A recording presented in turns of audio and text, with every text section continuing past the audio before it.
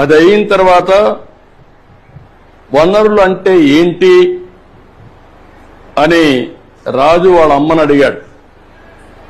అడిగినప్పుడు వాళ్ళ అమ్మ చెప్పింది ఏం చెప్పిందంటే, మన అవసరాలు సంతృప్తి పరచడానికి ఉపయోగపడేది ఏదైనా సరే అది ఏమంటారు?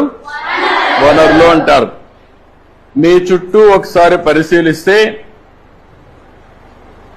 అనేక వనరులు మీరు గమనించవచ్చు. తాగేదానికి ఏం కావాలంటాం? తాగినప్పుడు దాహం వేసింది ఏం చేస్తారు మీరు? వాటర్ తాగుతారు. తాగినప్పుడు దాన్ని ఏమంటారు?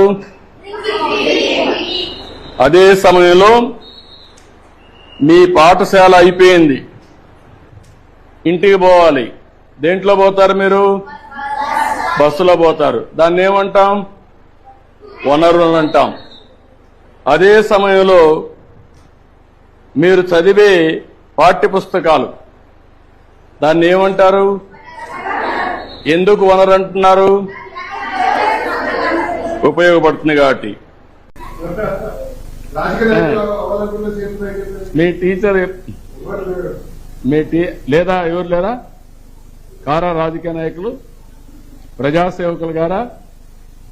ప్రజాప్రతినిధులు కావాలి. మీరు చదువుకున్న వాళ్ళందరూ స్వార్థంతో ఉద్యోగాలే చూసుకుంటే రాజకీయాలు అందరినీ శాసిస్తాయి, మన జీవితాలు మారుస్తాయి. ఇప్పుడు నేను తల్లికి వందనం ఇచ్చాం, మినిస్టర్ గారు ఉన్నారు, ఆయన కూడా చదువుకున్నాడు, బాగా మంత్రి అయ్యాడు. ఇప్పుడు తల్లికి వందనం ఇచ్చాడా? ఇది ఒక ప్రభుత్వ విధానమేనా కాదా? ఎట్లొచ్చింది? ఆయన ఆలోచనలో నుంచి వచ్చింది, అవునా కాదా? ఇప్పుడు మీకు టెక్నాలజీ పెట్టాడా? మీ ఇంటికి నేరుగా మీరు స్కూల్కి రాకపోతే ఇంటికి మెసేజ్ వెళ్ళిపోతుంది.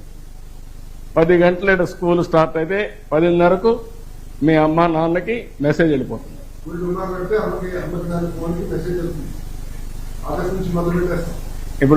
డుమ్మా కొడతారు. ఇప్పుడు డుమ్మా కొట్టడానికి వీలు లేదు, అవునా కాదా?